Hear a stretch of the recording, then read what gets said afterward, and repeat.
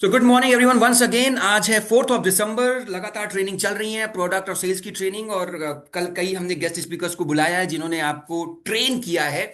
आज का हमारा टॉपिक है स्पिन मॉडल। स्पिन मॉडल पे ऑलरेडी मैं एक ट्रेनिंग कर चुका हूं, बट अभी रिसेंटली सीजीपी प्रोग्राम में विवेक सर ने स्पिन मॉडल के ऊपर ट्रेनिंग करी थी, जहां टीसीओ वर्सेस टीबीओ बताया था, total cost of ownership and total value of ownership. उस पर आज डिटेल में डिस्कस करेंगे। बड़े ध्यान से समझिएगा, पॉइंटर्स बनाइएगा, बनाते जाइएगा कि कैसे क्वांटिफाई कर सकते हैं, कैसे कस्टमर को वैल्यू क्रिएट कर सकते हैं। और ये जब पूरी ट्रेनिंग हो रही होगी तो पूरी की पूरी ट्रेनिंग ये एलएफपी से कनेक्ट होकर चलेगी, पूरी एलएफपी से, कि कैसे total cost of ownership LFP में क्रिएट करें, कैसे टोटल वैल्यू ऑफ टीसीओ और टीवीओ का फुल फॉर्म बता रहा हूं, कैसे टोटल वैल्यू ऑफ ओनरशिप इस एलएफपी के अराउंड आप इस पूरे नैरेटिव को या स्टोरी को बिल्ड करोगे कस्टमर पॉइंट ऑफ व्यू से। तो बड़े ध्यान से समझिए। सब लोग तैयार हैं? एक बार just show me your hand in front of camera. Alright, चलिए ज्यादा समय नहीं लेते हैं। आज के हमारे जो स्पीकर हैं वो अमित मिश्रा जी हैं। वो एसोसिएट बिजनेस मैनेजर हैं, बड़ा बिजनेस में चैनल पार्टनर हैं। एज आईबीसी अपनी जर्नी स्टार्ट करी, पिछले 1 डेढ़ साल से लगातार गुरुकुल में काम कर रहे हैं। फिर उनका प्रमोशन हुआ, now he become associate business manager, और पहले एसोसिएट बिजनेस मैनेजर हैं जो गुरुकुल से बने हैं। काफी अच्छा काम कर रहे हैं। पिछले महीने लगभग 26-27 लाख का रेवेन्यू किया है। टीम अपनी तैयार कर रहे हैं, और अब इस मंथ से और स्केल करेंगे, एंड मोस्ट प्रोबेबली इस महीने शायद 50 लाख तक के रेवेन्यू की ट्रेजेक्टरी को वो तय करेंगे। बहुत सारे एलएफपी बेच चुके हैं, बहुत सारे सीजीपी बेच चुके हैं, प्रैक्टिकल एक्सपीरियंस है। तो बड़े ध्यान से समझिएगा, सुनिएगा प्रैक्टिकलिटी को, कि कस्टमर से बात करते समय स्पिन मॉडल को कैसे प्लेस करना है, कैसे टीसीओ और टीवीओ यूज करना है। तो तैयार है सब लोग? तो चलिए इसी बात में मैं आमंत्रित करता हूं बड़ा बिजनेस के associate manager mister Amit Mishra ji को। Amit sir, over to you. आपको शायद मैंने को होस्ट के राइट नहीं दिए हैं। Here we go. Yes sir. तो thank you so much Shailendra sir. Very good morning all of you. कैसे हैं सब आप? एक बार चैट बॉक्स ओपन कर दीजिए। एक बार गुड मॉर्निंग। सारे लोग कैसे हैं? डायरी एंड पेन के साथ आ जाइए। आज का सेशन बहुत ही इंपॉर्टेंट है शैलेंद्र सर। जी। मैं आज वो टॉपिक बहुत आसान भाषा में समझा दूंगा जो सर ने 8 घंटा लगाया था सीजीपी में। High correct. टिकट साइज को क्लोज कैसे करते हैं, जहां पे हम पूरा स्पिन मॉडल को अपने लीडरशिप फनल से रिलेट करके चलेंगे।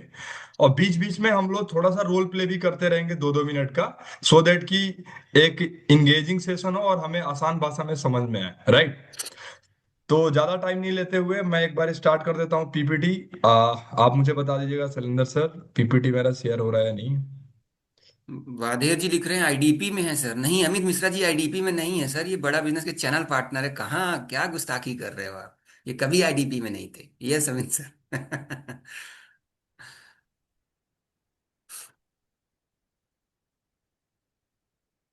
सो अमित सर, काफी लोगों ने मैं आपको गुड मॉर्निंग बोला है चैट बॉक्स में, इन केस गुड अगर आपने मॉर्निंग, नहीं गुड देखा। Morning, good morning. मैं स्क्रीन शेयर कर रहा हूँ Shailendra sir. Yes yes yes एक यस। बार मुझे आप बता दीजिए मेरा स्क्रीन शेयर हो रहा है? बिल्कुल देख पा रहा हूँ। एक बहुत स्मार्ट सी फोटो एक लड़के की दिखाई दे रही है सर, ब्लैक कलर के सूट में, और एकदम कहर बरपा रहा है ये लड़का। ये कौन है सर? अमित सर, ये कौन है? यस तो अभी ठीक है, विजिबल है? Yes yes yes. तो बेसिकली कि जिस हम फील्ड में हैं, लीडरशिप फनल की बात करें या सीजीपी की बात करें, तो बेसिकली हम लोग कंसल्टेटिव सेलिंग में हैं। और हम सीखेंगे कि स्पिन मॉडल को हम कैसे यूज कर सकते हैं एक कंसल्टेटिव सेलिंग में, जहां से कॉल ओपनिंग से लेके और पेमेंट तक ये कवर हो जाएगा कि हम कैसे करेंगे। तो आज जो हम टॉपिक कवर करने वाले हैं वो कवर करने वाले हैं, सबसे पहले क्या स्पिन मॉडल क्या होता है। कितने लोग जानते हैं स्पिन मॉडल के बारे में? कितने लोग जानते हैं स्पिन मॉडल के बारे में? एक बार चैट बॉक्स में शेयर कर। मेरा स्क्रीन शेयर हो रहा है ना sir? Yes yes yes yes. Okay okay. तो कितने लोग जानते हैं स्पिन मॉडल के बारे में? एक बार चैट बॉक्स में बता दीजिए। काफी लोग यस लिख रहे हैं sir. Yes yes yes yes yes. Okay okay okay okay, ठीक है। उसके बाद हम इसमें दूसरा जो टॉपिक कवर करेंगे वो है feature selling versus outcome selling. ये दोनों में क्या डिफरेंस होता है, हम क्या करते हैं। कुछ कंसल्टेंट फीचर सेलिंग करते हैं, आउटकम सेलिंग छूट जाता है। कुछ लोग दोनों यूज करते हैं। फिर दोनों के साथ साथ मैथमेटिकली कैलकुलेशन हम कैसे कर सकते हैं, मैथमेटिक्स में कैसे बात करेंगे, वो हम सीखेंगे। फिर हम कवर करेंगे TCO versus टीवीओ। TCO versus TBO क्या आता है, total cost of ownership versus total value of ownership. और फिर लास्ट में जब हम कॉल एंड करेंगे तो हम अपना सेल्स स्क्रिप्ट कैसे तैयार करें लीडरशिप फनल में, वो हम सीखेंगे, राइट? तो आप लोग सारे लोग डायरी एंड पेन के साथ आ जाइए। फिर हम स्टार्ट करते हैं। नेक्स्ट स्लाइड आप मुझे सैलेंसर बताइएगा। नेक्स्ट स्लाइड मेरा शो हो रहा है। अभी नहीं सर। अभी सीखे? नहीं सर, पहली स्लाइड पे। आई थिंक मेरी दूसरी पीपीटी है क्या ये? एक मिनट से जस्ट मुझे दीजिएगा।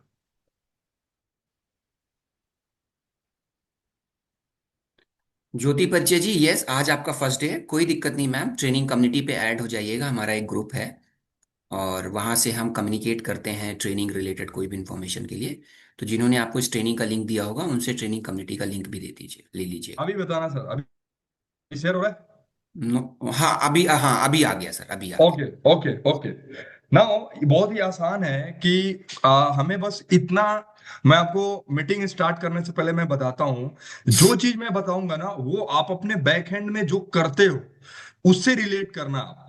जब आप उससे रिलेट करोगे तो आपको पता होगा कि आप क्या कर रहे हो और क्या चीजें मुझे ऐड ऑन करनी है। उसको ऑलरेडी हम अच्छा कर रहे हैं, बट उसमें हम क्या और वैल्यू एडिशन कर सकते हैं, क्या इंप्रोवाइज कर सकते हैं, राइट? तो जो मैं बताऊंगा ना आप उसको रिलेट करिएगा कि जब हम प्रोफाइलिंग कर रहे होते हैं तो बेसिकली मैं क्वेश्चन स्टार्ट करने से पहले एक कॉन्टेक्स्ट सेट कर देता हूं कि मेरा लीडरशिप फनल में जब मैं क्लाइंट के साथ बात कर रहा हूं तो मुझे माइंड में बिल्कुल क्लियर होना चाहिए कि मेरा कॉल का पर्पज क्या होना चाहिए। कॉल का पर्पज होना चाहिए पहला, कस्टमर की करंट रियलिटी को समझना, कि मेरा कस्टमर की अभी करंट सिचुएशन क्या है। जो कि हम लोग प्रोफाइलिंग करते हैं कि सर आपका क्या बिजनेस है, क्या टर्नओवर कर रहे हो आप, ठीक है, कितने टाइम से कर रहे हो, एटसेट्रा, क्या आप इंडस्ट्रीज में हो, वो अभी हम कवर करेंगे। फिर हमारा सेकंड होना चाहिए कि मेरा जो कस्टमर है ना वो जाना कहाँ पे चाह रहा है, यानी कि अभी रियलिटी उसकी ये है, उसकी एम क्या है, उसका गोल क्या है। आखिर में मेरे साथ इंक्वायरी करने का उसका कुछ ना कुछ रीजन होगा कि वो जाना कहाँ पे चाह रहा है, कुछ ना कुछ उसका गोल होगा। और कंसल्टेंट, एज ए कंसल्टेंट हमारा काम क्या है कि आज तक वो अपने गोल तक क्यों नहीं पहुंच पाया है, कहां पे गैप रह गया है, और वही गैप हमें आइडेंटिफाई करना है। इस स्पिन मॉडल से हमें गैप आइडेंटिफाई करना है। तो आज का एक कॉन्टेक्स्ट मैं सेट कर देता हूं कि जो मैं ट्रेनिंग कर रहा हूं इसमें अपना एक ही चीज हमें फाइंड आउट करना है, मेरा कस्टमर अभी कहां पे है, जाना कहां पे चाहता है और अभी तक क्यों नहीं जा पाया है, या जाने में क्या प्रॉब्लम आ रही है उसको, राइट? ये हमें इस स्पिन मॉडल से पकड़ना है अपने कस्टमर को कि कहां पे गैप रह गया है। क्लियर है एवरीवन? क्लियर है सैलेंसर? जी जी। Okay okay. ना अब आते हैं कि ऑलरेडी हम प्रोफाइलिंग करते हैं, बट होता है कई बार कुछ नए जो नए कंसल्टेंट्स हैं, नए एडवाइजर्स हैं या पुराने एडवाइजर्स हैं, वो स्टक हो जाते हैं कि सर मैं कई बार ऐसी इंडस्ट्री सुन लेता हूं कि मुझे पता ही नहीं होता मैं क्या सवाल करूं। ओके। सही बात है सैलन सर, जी चैलेंजेस आते हैं ये। जी। तो अब हम थोड़ा सा ना ज्यादा डिटेल में नहीं, मैं ओवरव्यू करेंगे कि अगर रिटेल इंडस्ट्री में है तो हम कैसे सिचुएशन उसकी समझ सकते हैं, हम्म। मैन्युफैक्चरिंग में है, कंस्ट्रक्शन में है एंड एनर्जी, या आपका ट्रेडिंग एंड डिस्ट्रीब्यूशन इंडस्ट्री है, नॉर्मली यही हम बिजनेस में डील कर रहे होते हैं। ओके। ठीक। तो मान लीजिए सैलन सर, थोड़ा सा इसमें मैं रोल प्ले करूंगा आपके जी। साथ। ये मान लीजिए कि मैं आपसे मेरी कॉल हो रही है और आपका रिटेल इंडस्ट्री है, ठीक ठीक है? है सर, ठीक है। अब रिटेल इंडस्ट्रीज में ना मैं, मेरा क्या है, आपके सिचुएशंस को समझना है। तो हम्म। मैं आपसे क्या करूंगा कि आपसे पूछूंगा कि सर आपका आपने बताया जैसे कि आपका रिटेल बिजनेस है, राइट? जी जी। ओके। सर रिटेल बिजनेस में आपका क्या प्रोडक्ट है, कि किस प्रोडक्ट में आप डील कर रहे हो? सर हम कपड़े बनाते हैं सर। कपड़े, शेरबानी हो गया, टक्सीडो हो गया, सूट हो गया, मेल मेल। गारमेंट्स में हो, राइट? गारमेंट जी। गारमेंट्स में, ठीक है ठीक है, ओके। अच्छा, मैं सर समझना चाहूंगा कि ये आपका जो रिटेल है इसमें आपका क्या है, मतलब मॉडर्न ट्रेड है या जनरल ट्रेड है? जनरल ट्रेड है सर, है जनरल। मॉल अब मॉल मॉल पे शॉप है, जनरल ट्रेड। मॉल पे है, ठीक। अब इस ये सवाल क्यों पूछना है सिचुएशन समझने में, ताकि मैं आइडेंटिफाई कर पाऊं कि मेरा कस्टमर का ना रिटेल में भी क्या है, शोरूम है। शोरूम का मतलब आता है कि ऑलरेडी एक अच्छा खासा सेटअप बना चुका है। रिटेल अगर आउटलेट्स है यानी कि अभी उसको शोरूम तक पहुंचना है। अभी वो अगर जनरल ट्रेड कर रहा है यानी कि वही आप लाला जी टाइप, कस्टमर आ रहे हैं, माल दे रहा है, माल बेच रहा है, वहीं पे बंदे भी रखा है, सब कुछ खुद ही किया जा रहा है। जी तो वहां से ना अपने माइंड में एक इमेज क्रिएट होगा। जैसे ही वो शोरूम बोलेगा ना, आपके दिमाग में तुरंत पिक्चर बनना चाहिए कि हाँ शोरूम एक बना हुआ है, मैं भी जाता हूँ शोरूम में तो कपड़े उठाता हूँ, बिलिंग काउंटर पे जाता हूँ। अब फिर मैं सर, ओके सर, आप जैसे आपने बताया कि आपका मॉडर्न ट्रेड है, तो मॉडर्न ट्रेड अभी आप कितने टाइम से कर रहे हो सर? ये शोरूम कब से चला रहे हो आप? 3 साल से सर। 3 साल से चला रहे हो। कहाँ पे है सर ये? गुड़गांव। गुड़गांव है। गुड़गांव में कहाँ पे है सर? ये सिटी में है या विलेज एरिया में? एमजी रोड में सर, सिटी सेंटर मॉल पे है। सिटी सेंटर में। अब ये पूछने के पीछे ना साइकोलॉजी बहुत बड़ी है कि अब अगर उसका फुटफॉल का चैलेंज होगा सिटी में, अगर वो फुटफॉल नहीं आ पा रहा होगा, तो प्लेस की गड़बड़ी नहीं है, लोकेशन की गड़बड़ी नहीं है, क्लाइंट ला नहीं पा रहा है। अब वो मैं आगे आऊंगा जब वो सेल्स में आऊंगा तो, बट यहां से यहीं से कॉन्टेक्स्ट सेट हो रहा है। मैं उसके सिचुएशन को बहुत अच्छे से आइडेंटिफाई कर रहा हूँ बाई आर्ट ऑफ क्वेश्चनिंग, मैं सवाल पूछ के और ये कर रहा हूँ। तो ये सिचुएशन मैं उसकी समझ रहा हूँ। ठीक है, फिर मैंने पूछ लिया ओके सर, अभी आपने जैसे बताया कि आप गुड़गांव में कर रहे हो, सिटी में कर रहे हो, ओके। और अभी मैं जान सकता हूँ सर अभी क्या टर्नओवर कर रहे हो आप साल का?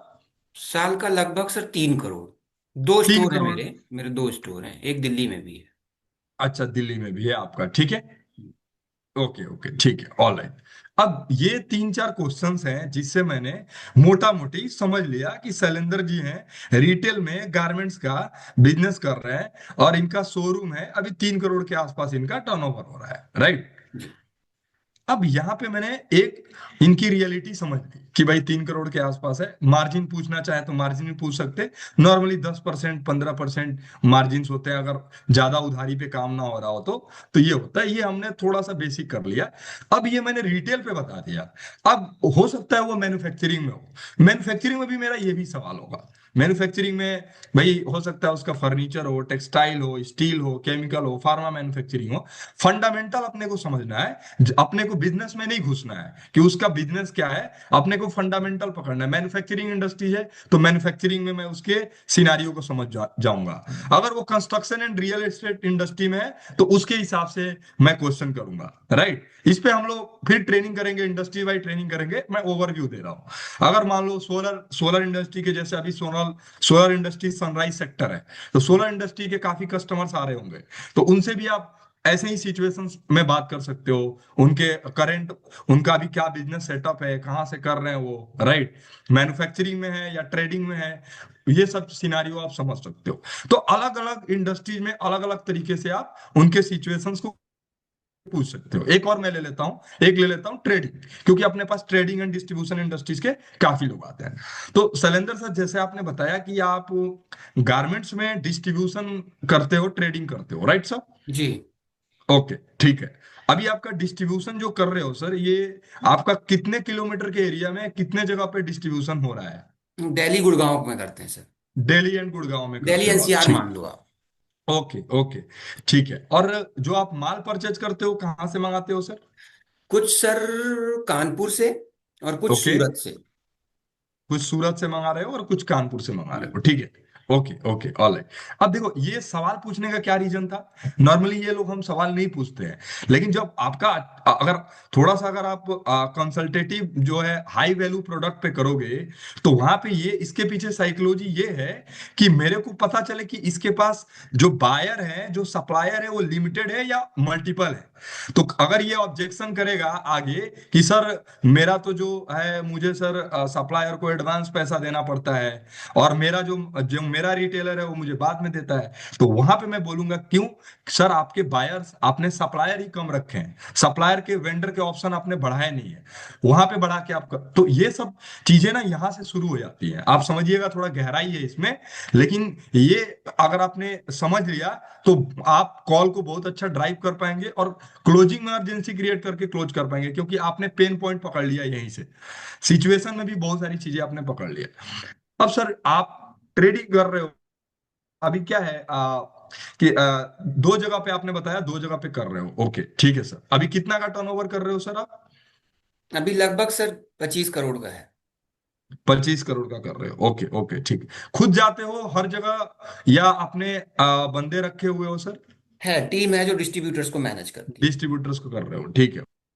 ओके ओके, तो मैंने मोटा मोटी समझ लिया, शैलेंद्र जी कपड़े का माल ले रहे हैं सूरत से और कानपुर से, और बेसिकली क्या कर रहे हैं, ये 25 करोड़ का रेवेन्यू कर रहे हैं और ट्रेडिंग जा रहे हैं, कुछ बंदे रखे हुए हैं। मैंने इतना सिनेरियो समझ लिया, ये सिचुएशंस में मैंने समझ लिया इनका कि ये रियलिटी अभी है, ठीक है। अब क्या है, रियलिटी के बाद मैं यहाँ पे सवाल करूंगा शैलेंद्र जी से कि शैलेंद्र सर, अभी आप 25 करोड़ का बिजनेस कर रहे हो, अगले 1 से 2 साल में इस 25 करोड़ को ले कितने पे लेके जाना चाह रहे हो? डेफिनेटली सर, अगर क्योंकि मैन्युफैक्चरिंग में 20-25 करोड़ आप भी जानते हैं सर कुछ नहीं है। सो मैं जी। इसको 100 करोड़ तक ले जाना चाहूंगा sir. Okay, very good sir, very good. 100 crore आप 1 से 2 साल के अंदर लेके जाना चाह रहे हो, सही समझ पाया हूं मैं? जी सर। ओके। अब यहाँ पे दूसरा स्टेप कंप्लीट हुआ, मैंने समझ लिया शैलेंद्र जी की रियलिटी और गोल दोनों मैंने समझ लिया कि अभी रियलिटी ये है कि ये 25 करोड़ पे है, जाना कहाँ पे, इनको 100 करोड़ पे जाना है।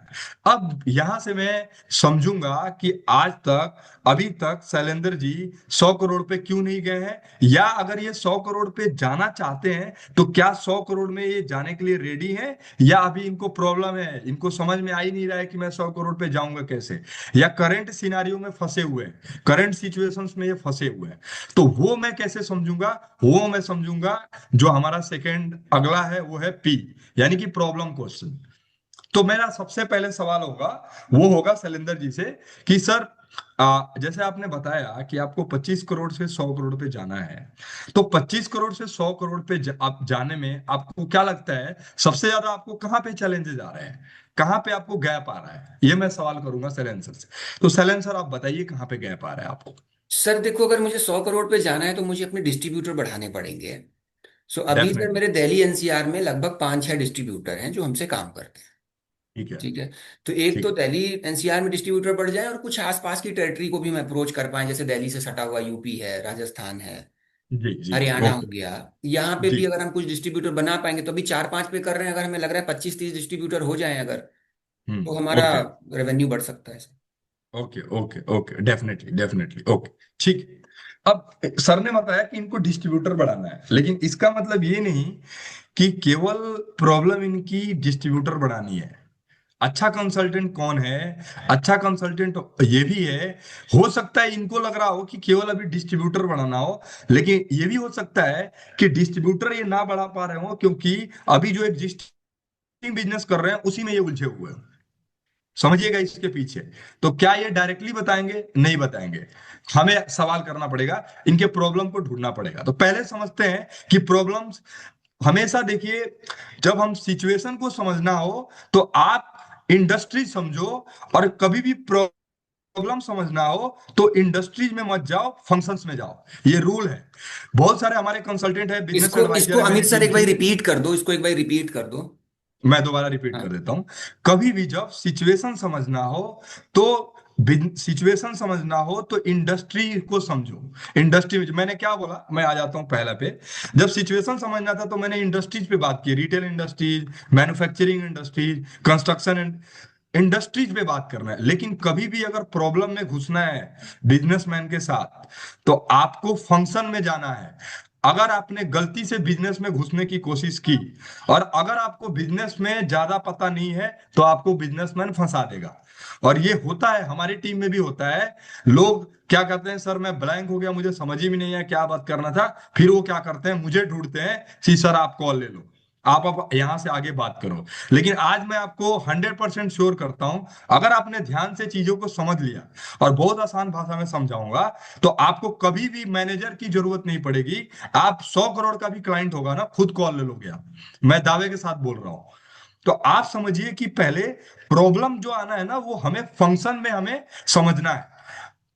लेकिन आप सवाल कैसे करोगे, ये आज हम सीखते हैं। प्रॉब्लम को पता करने के लिए सवाल कैसे करना है, तो पहले समझते हैं प्रॉब्लम आती कहाँ कहाँ पे है। तो प्रॉब्लम आती है, सबसे पहले हम लेते हैं बिजनेस फंक्शन वाइज में, कि जैसे हमने यहाँ पे लिखा है, help them recognise challenges blocking scale growth profitability. तो मतलब ये क्या समझ में आता है कि वहां पे कहाँ पे कस्टमर मेरा ब्लॉक हो गया है, और कहाँ पे वो फंसा हुआ है जहां से वो ग्रोथ नहीं ले पा रहा है। तो प्रॉब्लम आती है, सबसे पहला आती है, वो आती है लीडरशिप एंड एंड स्ट्रेटजी में। अब लीडरशिप एंड स्ट्रेटजी क्या होती है? ये आती है कि मेरा जो ऑर्गेनाइजेशन है, मेरा जो टीम मेंबर है, वो विजन एंड मिशन के साथ अलाइन ही नहीं है। आपने हमेशा सुना होगा ज्यादातर बिजनेस ओनर से कि सर हमारे यहाँ पे लोग छोड़ के चले जाते हैं, जाने की धमकी देते हैं, ठीक से काम नहीं करते हैं, वो कॉम्पिटिटर को ज्वाइन कर लेते हैं। तो इसका पीछे रीजन क्या है? इसके पीछे रीजन यही है कि उन्होंने अभी तक अपने एम्प्लॉय को विजन एंड मिशन के साथ अलाइन नहीं किया हुआ है। आज एग्जांपल ले लेते हैं बड़ा बिजनेस की। आज बड़ा बिजनेस में एक एक जो टॉप सीईओ है, उसको भी पता है कि बड़ा बिजनेस में क्यों वो काम कर रहा है। शैलेंद्र सर को भी पता है कि बड़ा बिजनेस में ये क्यों काम कर रहा है। और as a associate business manager मुझे भी पता है कि मैं बड़ा बिजनेस में क्यों काम कर रहा हूं, और मेरी टीम को भी पता है। यानी कि हम विजन एंड मिशन के साथ अलाइन है। यानी कि हमें क्या है, अपने कस्टमर एमएसएमई को आगे बढ़ाना है, और 2035 तक हमें 500 आईपीओ लेके आना है। मेक कस्टमर्स विन हमारा विजन है कि हम कस्टमर को कैसे आगे बढ़ाएं, एमएसएमई को कैसे आगे बढ़ाएं, ताकि इंडिया में ज्यादा से ज्यादा हम इंप्लॉयमेंट क्रिएट कर पाए और अनएम्प्लॉयमेंट को खत्म करें। ये विजन एंड मिशन के साथ हमने आपको अलाइन किया हुआ है। बट एक क्या बिजनेस ओनर सारे एम्प्लॉय को विजन एंड मिशन के साथ अलाइन कर पाता है? क्या उसने पहले अपना विजन एंड मिशन क्लियर किया हुआ है? क्या उसने अपने ऑर्गेनाइजेशन में पर्पस पर्पस कोई एस्टैब्लिश किया हुआ है? पर्पस ड्रिवन उसने अभी अपने ऑर्गेनाइजेशन को बनाया हुआ है? तो ये चीज हमें पूछना है। ये कॉमन प्रॉब्लम्स आती है जहां पे हम सवाल करके और ये चीजों को हम गैप एस्टैब्लिश कर सकते हैं कन्वर्सेशन के दौरान।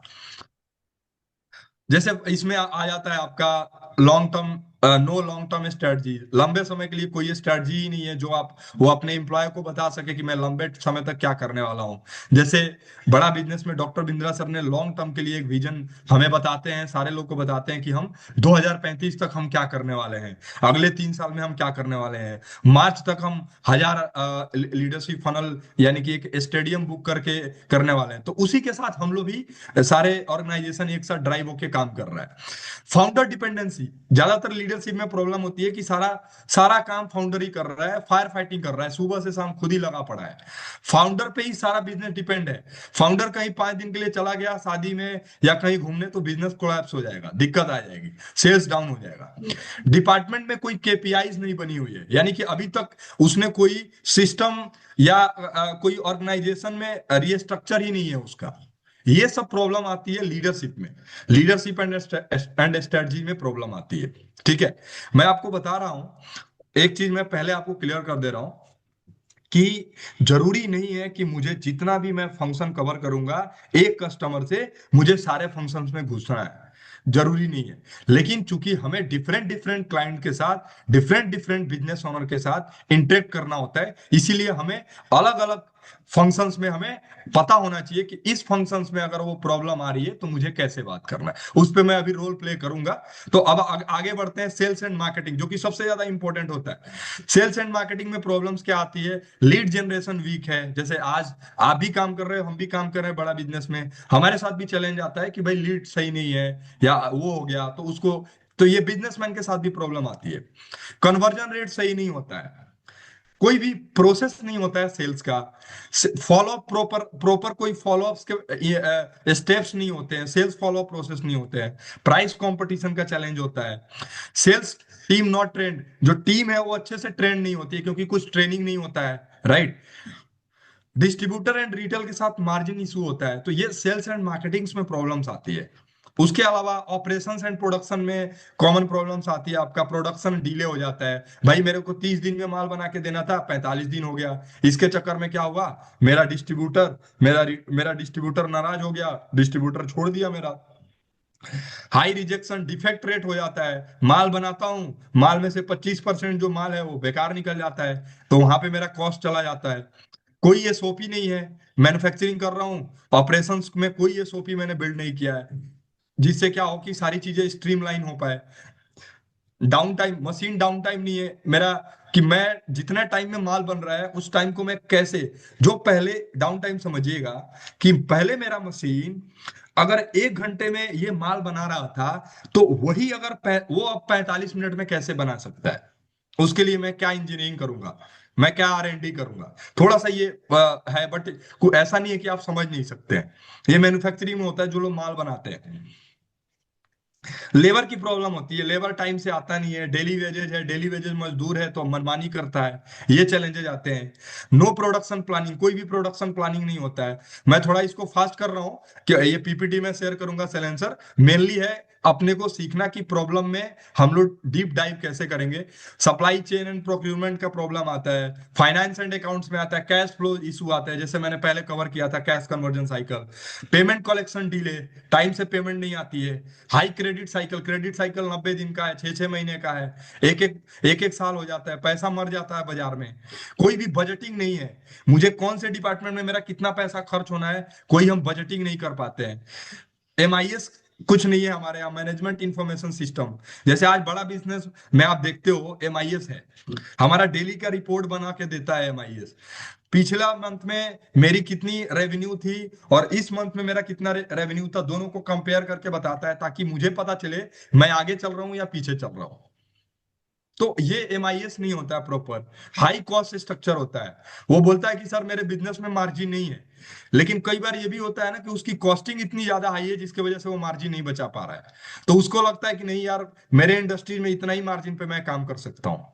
लेकिन एक्चुअल रीजन क्या होता है कि उसकी कॉस्टिंग बहुत हाई है, जिसको उसने कभी डिटेल में जाके एनालिसिस नहीं किया, फ्लोर इफिशियंसी अपना चेक नहीं किया।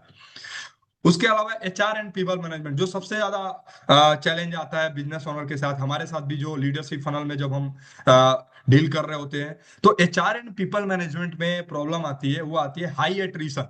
अब हाई एट्रिशन क्या होता है, आई थिंक सैलेन सर मेरी आवाज तो जा रही है ना बीच में मैं, हेलो? जी जी जी, आ रही है सर, आ रही है। Okay okay okay okay. अ, अगर जहां पे लगे सैलन सर की कोई चीज आपको थोड़ा और आसान करके बताना हो तो आप बता दीजिएगा, ठीक है? जी और या अमित तो सर, चैट।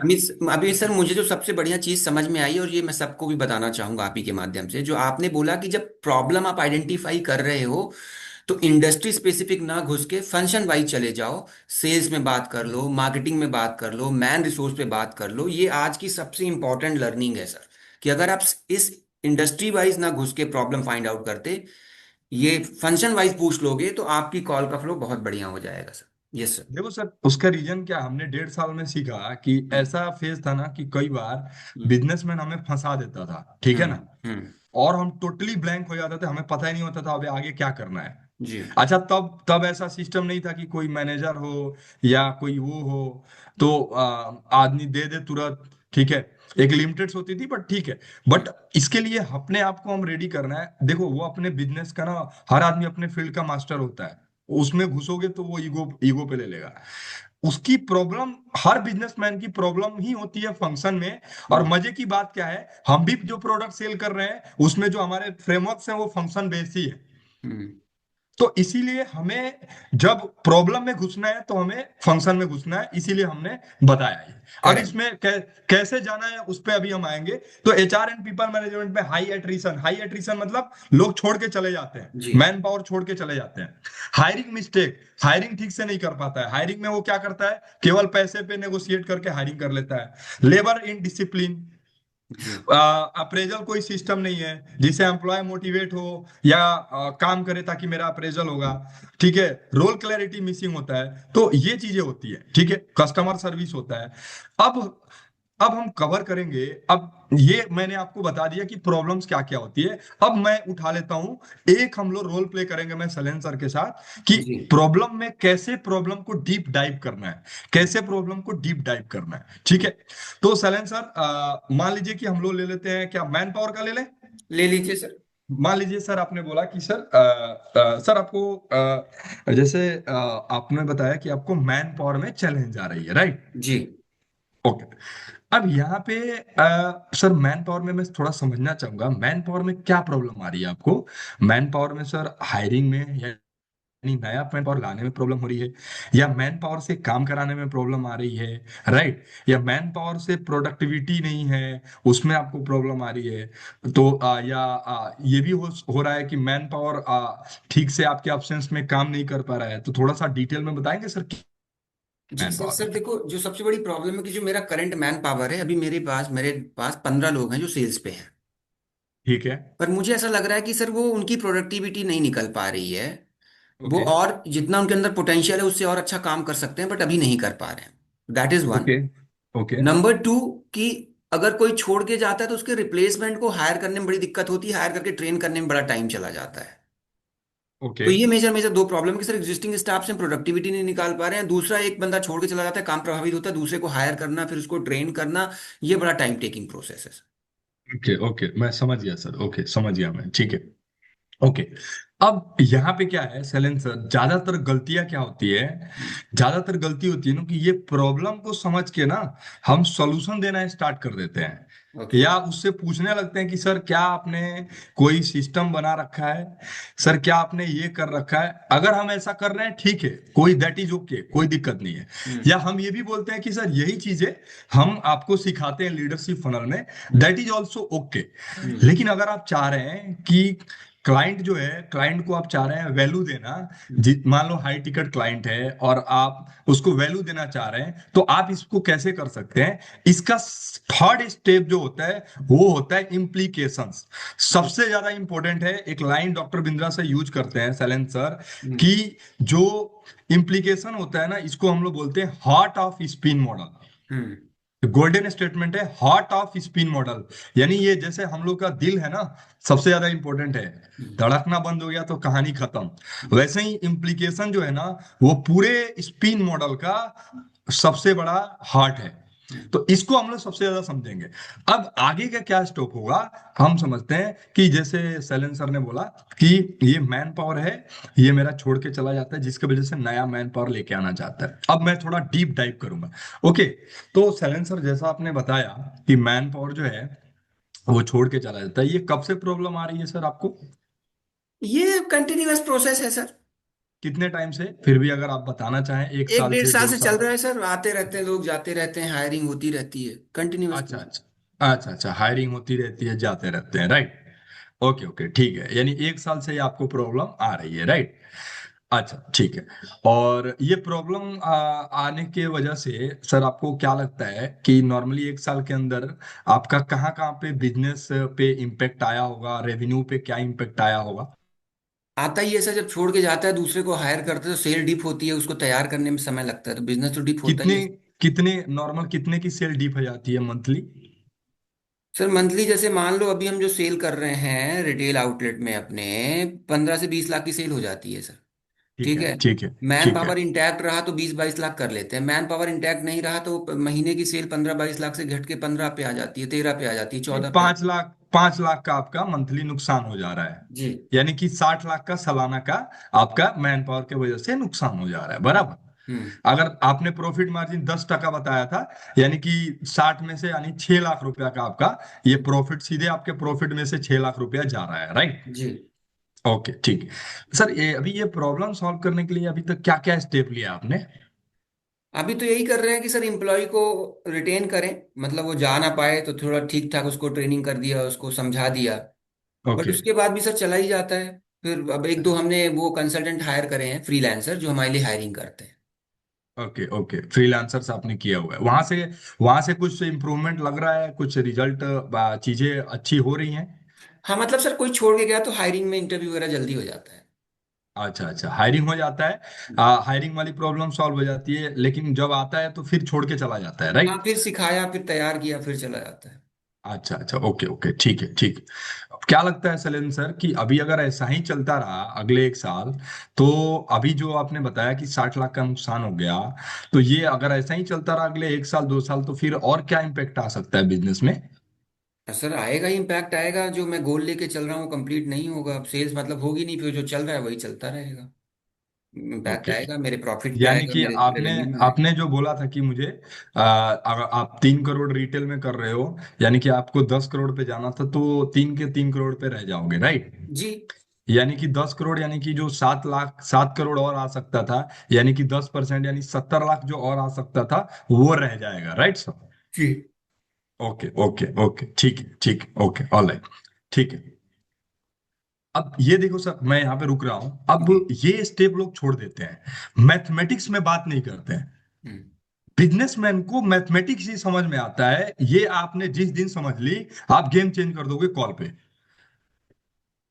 हम्म। मैथमेटिक्स में इतने आराम से बात करता है शैलेंद्र सर। मैं आपको बताऊं कि मेरा पर्सनल एक्सपीरियंस है, मैंने टीम को भी सिखा रखा है। और सबको मैं बता दूं, आज टीम में हमने 27-28 लाख का जो भी बिजनेस किया, उसमें सबसे ज्यादा 8-9 हमने प्रीमियम ही क्लोज किया। और प्रीमियम क्लोज करने का रीजन ही है मैथमेटिक्स, हम्म। क्योंकि उसको वैल्यू समझ में आ गई। हम क्या करते हैं, मैथमेटिक्स में बात नहीं करते हैं। मैथमेटिक्स में अब हम क्या है, अगर डायरेक्टली उससे पूछेंगे, मैं डायरेक्टली सैलन जी से पूछूंगा तो नहीं बताएंगे। मुझे इनको थोड़ा थोड़ा हल्का हल्का सा हिंट दे दे के पूछना पड़ेगा। हम्म। जैसे मैंने इनसे पूछ लिया कि इनका लॉस 5 लाख का हो रहा है मैन पावर की वजह से, सालाना का 60 लाख का लॉस हो रहा है, मैंने कैलकुलेट भी कर लिया। और प्रॉफिट 10% बताए थे, तो मैंने दिखा दिया सर आपका 6 लाख का नुकसान हो गया। हम्म। अब ये क्यों जानना जरूरी है? जब मैं शैलेंद्र सर की क्लोजिंग कर रहा हूंगा, और ये अगर मेरे को बोलेंगे कि सर मैं सोच के बताऊंगा, मैं डीले करूंगा, तो मैं सीधे बोलूंगा सर कितना डीले करोगे, ऑलरेडी 6 लाख का नुकसान कर रहे हो आप। हम्म। ये अपने को समझना है, दैट इज व्हाट इम्प्लीकेशंस। आप समझ पा रहे हैं सारे लोग? हम्म। एवरीवन एक बार चैट बॉक्स में यस टाइप कर दीजिए अगर सारे लोग को चीजें समझ में आ रही हैं तो। शैलेंद्र सर, मैं चैट बॉक्स नहीं देख पा रहा हूं, आप देखिएगा। हाँ, चालू है सर। क्लियर है यस यस, एवरीवन? आ रहा है। यस। Okay okay. आ रहे हैं। अब इसमें इसमें मैं और डीप में जा सकता हूं। मैं यहां से क्या होगा ना, ये नीड जनरेट होगी सामने वाले की, मैं need generate कर रहा हूं ये सवाल पूछ के। इंप्लीकेशन का अगला स्टेप तुरंत होता है नीड जनरेट।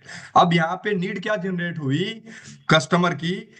अब मैंने सर से बोला कि आपका इतना का नुकसान हो रहा है, अगर ऐसा ही चलता रहा तो ये बोल रहे हैं कि 3 करोड़ पे 3 करोड़ ही चले पे रह जाएंगे, राइट? हम्म। ओके। अब यहाँ की इनकी नीड जनरेट क्या हुई? ये हुई कि मैन पावर आ रहा है, लेकिन मैन पावर को टिका के रखना।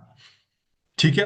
अब मैं यहाँ पे आऊंगा कि सर ठीक है, आपको क्या लगता है शैलेंद्र सर कि अगर ये मैन पावर टिक जाता है, मैन पावर एट्रिशन रेट हट जाता है, घट जाता है, तो कितना रेवेन्यू पे कितना बड़ा इम्पैक्ट आ जाएगा इंक्रीज ग्रोथ में, अगर ये टिक जाता है तो?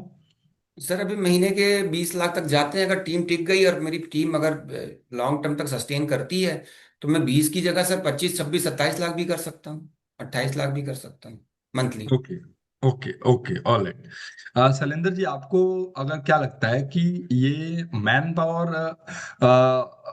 की स्किल, जो मैन पावर आपके यहाँ पे आता है, अगर आपने हायरिंग किया, तो इनका स्किल का इशू होता है या विल का इशू होता है सर, जिसके वजह से ये छोड़ के चले जाते हैं, काम नहीं कर पाते हैं?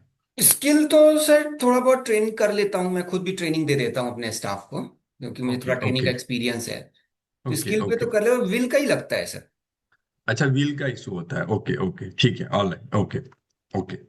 क्या लगता है सलन सर, अगर आपको कोई एक ऐसा गाइड करने के लिए कोई पर्सन मिल जाए जो आपको प्रॉपर इनके मैन पावर को पर्पज के साथ, कि इनको पर्पज के साथ कैसे ड्राइव करना है, इंगेज कैसे रखना है, कंपनी के विजन एंड मिशन के साथ कैसे इंगेज करके चलाना है, और इनके लिए प्रॉपर प्रोसेस कैसे बनाना है, सो दैट कि इनको पता हो कि ये चीजें मुझे फॉलो करनी है और उनके लिए चीजें आसान हो जाए, तो आपको क्या लगता है ये कितना बड़ा आपके लिए हेल्पफुल रहेगा? और आपकी जर्नी में जो 10 करोड़ की आपने बताए, क्या लगता है आपको ये हेल्पफुल रहेगा या नहीं रहेगा? बिल्कुल रहेगा सर, बिल्कुल रहेगा ये तो, और ऐसा कुछ हो जाता है तो बहुत सही हो जाएगा। डन। अब देखिए, ये सवाल मैंने क्यों किया, क्योंकि मैंने मेरे पीछे सवाल पूछने का, ये करने का रीजन था, एक लाइन गोल्डन स्टेटमेंट है, सवाल वो पूछो जिसका सोल्यूशन आपके प्रोडक्ट में छुपा हो। हम्म। सवाल आपको वही पूछना है ना जिसका सॉल्यूशन आपके प्रोडक्ट में छुपा हो। यानी कि मेरे प्रोडक्ट में सॉल्यूशन है एक कोच जो प्रोसेस बनाने में, फ्रेमवर्क इंप्लीमेंट करने में हेल्प करता है। और हम्म। मैंने एग्जैक्टली क्वेश्चन के माध्यम से इनके माइंड में वो चीजें डाल दी कि आपको एक बंदे की जरूरत है, क्योंकि आप खुद नहीं करा पा रहे हो। अगर आप करा लेते खुद से तो अभी तक ये प्रॉब्लम नहीं आती, इतना का लॉस नहीं कर पाते। Right Sailen sir? Hmm. Hmm. यहां से मैंने नीड जनरेट किया, और फिर यहां से हम आएंगे, वो आएंगे, फिर हम अपने प्रोडक्ट पे आएंगे। अब फिर मैं प्रोडक्ट पे भी आऊंगा कि प्रोडक्ट पे हमें फीचर नहीं बेचना है, हमें आउटकम बेचना है। यहां तक कोई डाउट है? यहां तक इम्प्लीकेशन तक कुछ कवर करना है? कोई डाउट है तो कोई हैंड रेज करके पूछ सकता है। सैलन सर, ओवर टू यू। नहीं सर, इम्प्लीकेशन अभी ठीक है, अभी तो कोई ऐसा प्रश्न नहीं आया है, लास्ट में Q&A कर लेंगे। समझते हैं कि थोड़ा इम्प्लीकेशंस होता क्या है। इम्प्लीकेशन होता है कि किसी भी प्रॉब्लम को ना डायग्नोसिस करना। डॉक्टर बिंद्रा सर एक वर्ड यूज करते हैं, डायग्नोसिस। मतलब अंदर तक जाना भाई, तह तक जाना कि क्या बीमारी है। और केवल बीमारी तक नहीं जाना, बीमारी का नुकसान भी जानना, और नुकसान कितने का हो रहा है उसको नंबर में सामने वाले को बताना। इस बीमारी को आज ठीक नहीं किया तो आने वाले दो फ्यूचर में क्या और प्रॉब्लम आ सकती है और कितना का लॉस हो सकता है उसको भी क्वांटिफाई करना। ठीक है। ये होता है इम्प्लीकेशन, जिसमें मैंने आपको लिखा है कि आपका कॉस्ट भी पता करेगा, लॉस्ट, आप अपॉर्चुनिटी कितनी लॉस हो रही है, रिस्क, अगर आपने एक्शन नहीं लिया तो उसका रिस्क क्या हो सकता है। ये आपका मेन होता है इम्प्लीकेशन। बट इम्प्लीकेशंस में एक फंडामेंटल चीजें ध्यान रखनी है। इम्प्लीकेशन इज कि उसमें हमें मैथ पे आना है, मुझे मैथमेटिक्स पीएनएल में घुसना पड़ेगा। मेरा कस्टमर कमाता कहाँ से है, मेरा कस्टमर गवाता कहाँ से है, हमें उसके पीएनएल में घुसना पड़ेगा। डायरेक्ट नहीं बताएगा, लेकिन एक बार प्रॉब्लम पकड़ में आ जाएगी, अगर आपको सवाल पूछना आ गया, वो मैंने आपको सिखा दिया रोल प्ले के माध्यम से सैलेंसर को, इसीलिए मैंने रोल प्ले में लिया। वो चीज आपको प्रैक्टिस करनी पड़ेगी, और प्रैक्टिस करने के लिए आपको पहले एक उसके लिए अपने स्क्रिप्ट तैयार करनी पड़ेगी, जो मैं आज करा दूंगा। शैलेन सर, इम्प्लीकेशंस पे मुझे थोड़ा ज्यादा टाइम लेना था, आगे हम अगले 10 से 15 मिनट में हम कवर कर देंगे। उसके बाद हम लोग 5 मिनट या 10 मिनट क्यूएनए लेंगे, तो हम लोग 10:40 तक आप बने रहिएगा। 10:40 में हम लोग इस मीटिंग को एंड करेंगे। ठीक है ठीक। शैलेन सर? ठीक है सर। ओके। तो ऐसे ही आप इंप्लीकेशन में, आप मैंने मैन पावर का ले लिया, सेल्स एंड मार्केटिंग में प्रॉब्लम आता तो सेल्स एंड मार्केटिंग में मैं कर लेता। उसके अलावा अगर ऑपरेशंस एंड प्रोडक्शन में आता तो उसमें मैं कर लेता।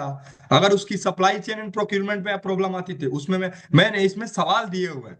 आप सवाल को मैं कवर नहीं कर पाऊँ, टाइम की लिमिटेशन है, बट आप सवाल पीपीटी में शेयर करा दूंगा। सवाल को आप जाके डिटेल में जाइएगा और उसको सोचिएगा, मैं कैसे पूछ सकता हूँ। मैंने बहुत सवाल को प्रिपेयर किया हुआ है। फाइनेंस एंड अकाउंट्स में आप क्या सवाल पूछ सकते हो, ये भी मैंने इसमें कवर किया हुआ है। एचआर एंड पीपल मैनेजमेंट मैंने कवर कर दिया, राइट। अब इस नीड, अब यहां से नीड जनरेट होता है कि जो मैंने लास्ट में पूछा था कि सर अभी आपने, अगर आपको क्या लगता है कि अगर आपको कोई मिल जाता है गाइड करने वाला, प्रोसेस बनाने वाला, तो ये प्रॉब्लम से आप कितनी जल्द बाहर निकल जाओगे। तो सर ने बोला बिल्कुल जल्द बाहर निकल जाएंगे।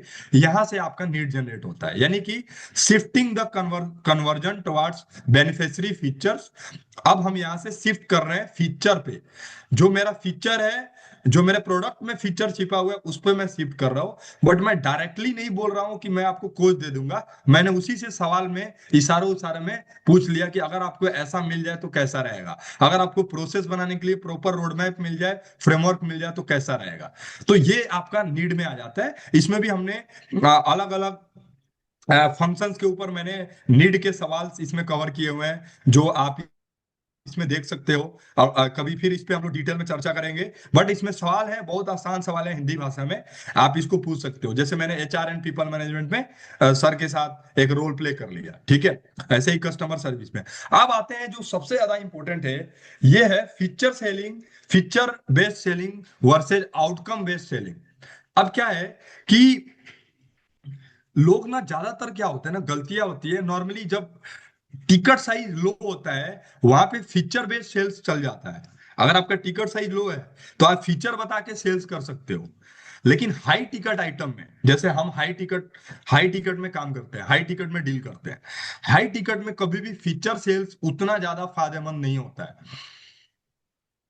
यहाँ पे हमेशा आउटकम बेस्ड सेल्स होता है। जैसे सर सर एक लाइन यूज करते हैं, अगर आपने सुना होगा, people don't buy dumbbell, they by biceps.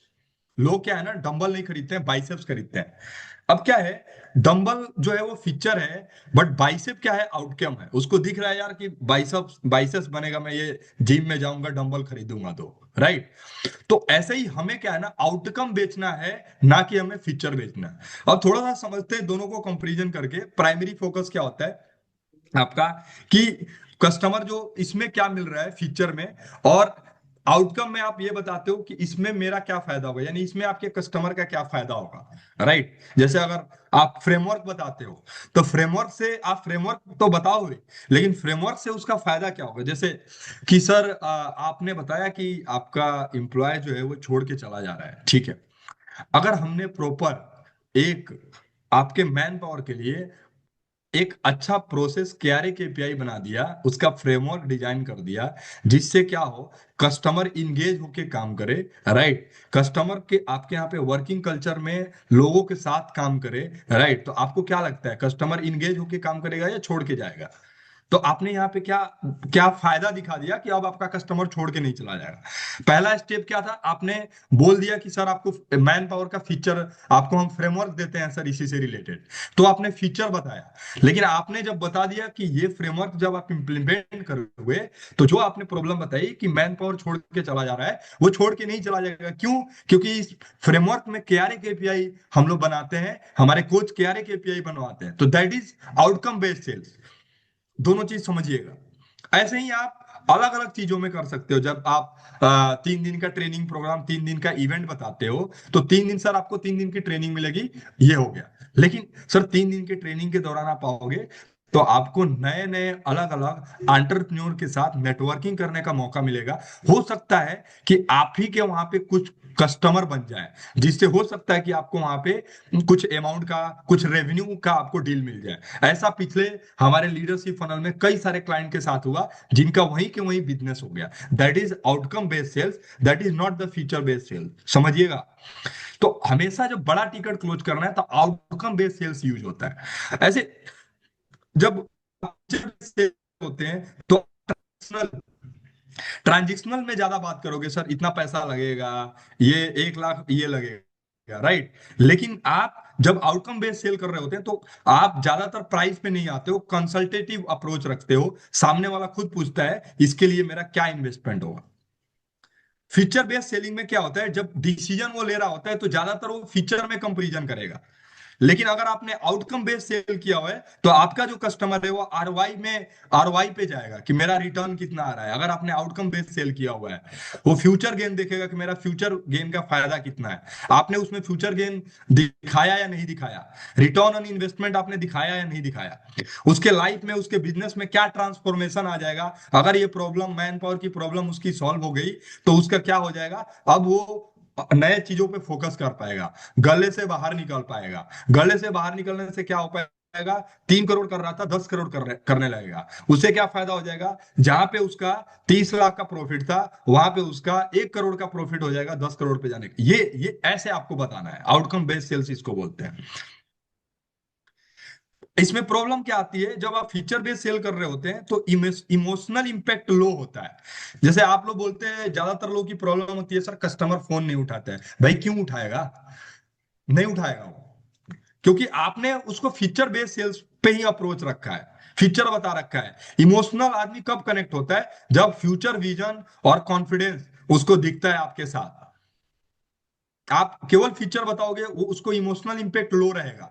लेकिन जब आपने उसका आउटकम बेस्ड सेल्स किया, जब आपने उसको फ्यूचर दिखाया, तो उसका इमोशन हाई हो जाएगा।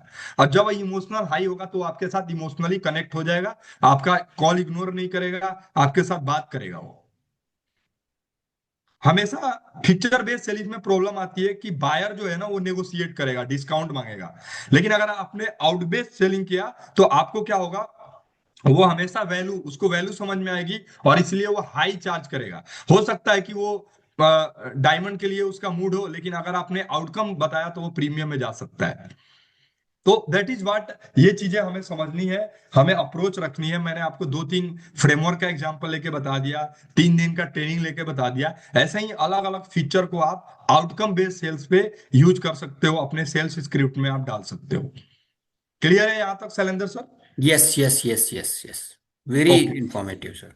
ओके। नाउ और last topic, that is most important part, जिसमें मैंने आज करीबन इंडिविजुअली जब मैं काम करता था तो 80 एलएफपी में मैंने करीबन 22 से 23 प्रीमियम ही क्लोज किया था। और उसमें सबसे बड़ा जो रोल रहा वो इसी टॉपिक का रहा। मैं ये टॉपिक आप बिल्कुल ध्यान से समझिएगा, बहुत आसान भाषा में 5 मिनट में कवर कर दूंगा ये। कि पहले समझते हैं कि टीसीओ वर्सेस टीवीओ का आता है। तो थोड़ा सा चैट बॉक्स में कितने लोगों को पता है टीसीओ का फुल फॉर्म क्या होता है, टीवीओ का, एक बार टाइप कर दीजिए। एवरीवन, चैट बॉक्स में you can respond. TCO, TCO का फुल फॉर्म क्या? Very good, very good. Anuj Anuj Dhameja ji, total cost of ownership, very good, very good. Total cost of ownership, total value of ownership, excellent, excellent. सबको पता है, very good. तो total cost of ownership ये full form है, मैं आपको आसान भाषा में बताता हूं। टोटल कॉस्ट ऑफ ऑनरशिप का मतलब कि जो मैं लीडरशिप फनल का प्रोडक्ट यानी प्रीमियम प्रोडक्ट ले रहा हूं, तो मेरी टोटल कॉस्ट कितनी आ रही है, यानी कि मेरा टोटल खर्चा कितना आ रहा है। यानी कि मेरा 3,06,000 यानी प्रीमियम का जीएसटी लेके 3,06,000 का मेरा खर्चा आया। साथ में मैं फ्लाइट से जाऊंगा आऊंगा तो 20,000 उसमें, होटल लूंगा तो 20,000 उसमें, 40,000, यानी कि 3.5 लाख रुपया का मेरा टोटल खर्चा आएगा। That is total cost of ownership, TCO. But अब यहाँ पे गलती क्या होती है कि हम कस्टमर को प्राइस बता देते हैं कि सर आपका इतना खर्चा लगेगा, लेकिन हम कंपेयर करके नहीं बताते हैं, जिसके वजह से उसके दिमाग में यही चलता रहता है, यार इतना खर्चा लगता है, जिसके वजह से शैलेंद्र सर ऑब्जेक्शन आता है, प्रोडक्ट बहुत महंगा है। जी। अच्छा, हम लोग समझाने भी बैठ जाते हैं, ज्यादातर लोग यही करते हैं, मेरी टीम में भी। नहीं सर, आपको महंगा नहीं है सर, आपको नहीं पता है, इतने इतने लोग आते हैं दे के। तो ये अप्रोच मुझे लगता है कि बेटर अप्रोच क्या हो सकता है कि मैं उसी से पूछ लूं आपको। सर जैसे सलन सर आपने मान लीजिए मेरे को बोला कि अमित अमित सर, सब तो ठीक है, लेकिन आपका ना प्रोडक्ट बहुत महंगा है सर। हम्म। मान लीजिए आपने किया, मैं जी। बोलूंगा सर एग्जैक्टली सर, बिल्कुल सही बोल रहे हैं सर, आप बिल्कुल सही बोल रहे हैं कि महंगा है। बट सर मैं आपसे जानना चाहूंगा कि ये आपको महंगा क्यों लग रहा है? क्या आपने कभी इतना इन्वेस्टमेंट नहीं किया इसलिए महंगा लग रहा है, या आपका बजट नहीं है? मान लीजिए आप मेरे को बताइए सलेन सर, आप मान लीजिए कोई भी कुछ कोई भी चूज कर लीजिए आप। इससे पहले कभी इतना पैसा निवेश नहीं किया सर लर्निंग के लिए। यस एग्जैक्टली, यानी कि के पास पैसा नहीं है भाई, पैसा है उसके पास, लेकिन उसने कभी इतना खर्चा नहीं किया, इसलिए उसको लग रहा है कॉस्टली है। तो अब क्यों कॉस्टली लग रहा है? क्योंकि हमने उसको कॉस्ट तो बता दिया, लेकिन वैल्यू को मैथ में नहीं बताया। ओके। वैल्यू को मैथ में नहीं बताया। विवेक सर की जो वीडियो होती है वो इसी पे होती है, जो हम लोग वीडियो क्लाइंट को भेजते हैं। लेकिन हम्म। ये चीज आपको उसी कॉल पे खत्म कर देना है। इससे क्या होगा, जो कन्वर्जन 1 महीना लग सकता था, 10 दिन लग सकता था, हो सकता है टोकन उसी दिन करके चला जाए। तो हम्म। Total value of ownership, TCO अगर हो रहा है तो टीवीओ भी बगल में होना चाहिए, एलएचएस वर्सेज आरएचएस। एलएचएस में मेरा क्या है, टोटल कॉस्ट और ऑनरशिप, यानी मेरा 4 लाख 3.5 लाख रुपया का खर्चा हुआ, लेकिन टोटल वैल्यू ऑफ ऑनरशिप मेरा कितने का फायदा हुआ, राइट? अब आते हैं शैलेंद्र जी, आपने बोला था, मैं आपको बताता हूँ सर, बिल्कुल आप अपने जगह सही हो। अब उस इससे क्या है, उसकी बात को आप मान के ना उसको कंफर्ट कर दो।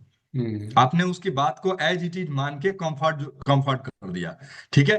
अब वो सुनेगा आपके बात को। हम्म। सर आपने बोला था कि आपका एक साल जो है मैन पावर छोड़ के चला जाता है, उसके वजह से आपका 60 लाख का रेवेन्यू लॉस हो रहा है, और आप 6 लाख का आपका प्रॉफिट में सीधे पैट में आपका लॉस हो रहा है। और आपने बोला कि उसी वजह से आप 10 करोड़ पे जा नहीं रहे हो, यानी कि एडिशनल 7 करोड़, यानी कि एडिशनल 70 लाख, यानी कि 70 लाख और 6 लाख 60 लाख, 70 लाख का प्रॉफिट, और इधर आपका 6 लाख है, यानी 76 लाख। मैं एक बार 50 लाख ही मान लेता हूँ। ओके, 50 लाख का आपका नुकसान हो रहा है इस प्रॉब्लम की वजह से। सही बोल रहा हूँ शैलेंद्र जी?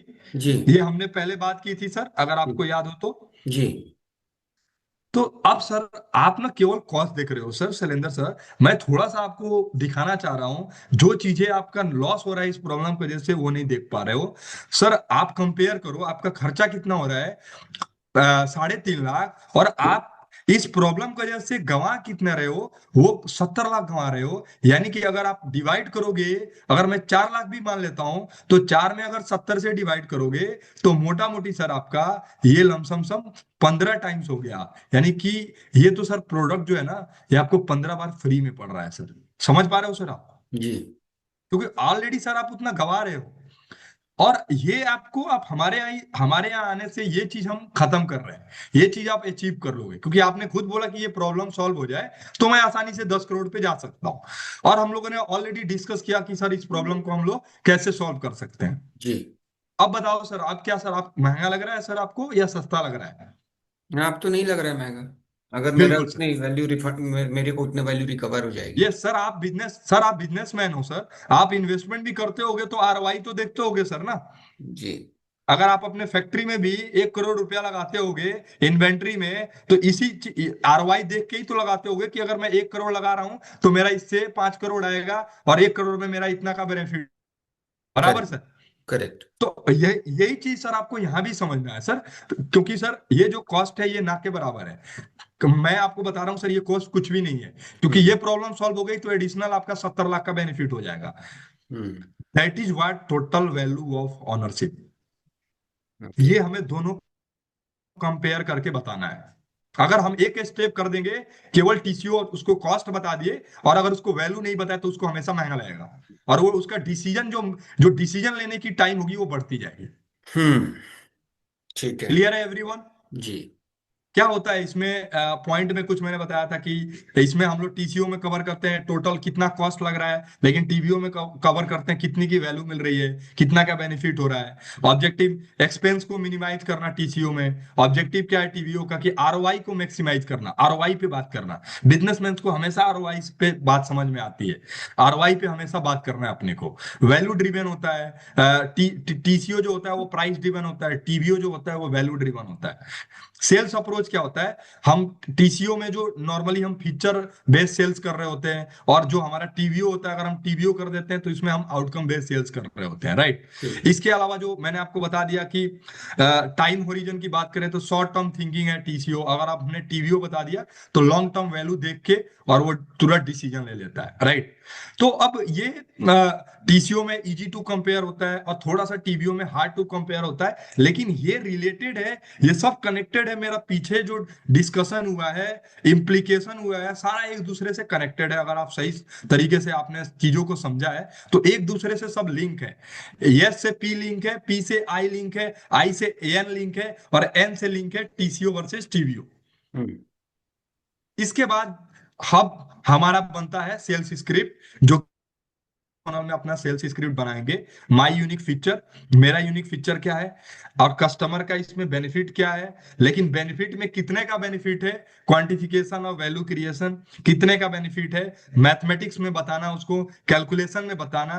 ये और लास्ट में हम कवर करेंगे अपने जब क्लोज कर रहे होंगे कॉल को, तो वहां पे ये जरूर होना चाहिए TCO versus TVO, total cost of ownership versus total value of ownership. So thank you so much everyone. अगर कोई क्वेश्चन है तो हम क्यू एन ए राउंड कर सकते हैं। Thank you so much Shailendra sir. ठीक है, thank you sir, Amit sir. ये टीम, ये टाइपो एरर है, क्वालिफिकेशन ऑफ वैल्यू क्रिएशन की जगह इसको quantification of value creation read और करिएगा। सॉरी सर, आई थिंक हाँ। ये थोड़ा सा गड़बड़ हो गया। हाँ वो। क्वांटिफिकेशन मैं उसको करेक्ट करा दूंगा सर। जी।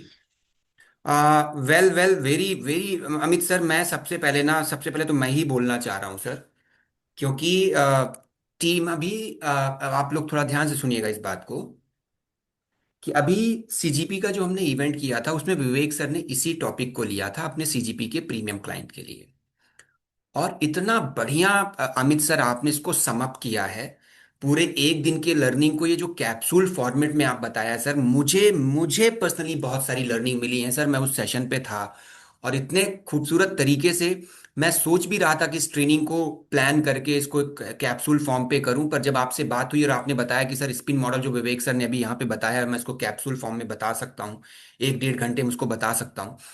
बहुत खूबसूरत तरीके से सर आपने इसको समअप किया स्पिन मॉडल को, और जिस तरीके से टीसीओ टीवीओ आपने बता दिया, total cost of ownership, value आपने बता दी, और आउटकम बेस्ड कैसे सेलिंग करना है। तो सबसे पहले कोई और बोले सर, मैं I would like to appreciate you sir, कि जो आपने एफर्ट प्लेस किया है यहाँ पे और जो इसको समअप करके बताया, रियली लाइक दिस सेशन। मैं पर्सनली, मुझे एज अ ट्रेनर, जब मैं इसको एज अ ट्रेनर नहीं बैठा था, मैं एज अ विद्यार्थी बैठा हुआ था। So hats off to you sir, very good work, very good knowledge, very good learning, that is thank you so much sir, thank you so much, thank you. दूसरा, किसी ने लिखा था कि क्या इतनी चीजें कस्टमर को कॉल पे बतानी है? नहीं।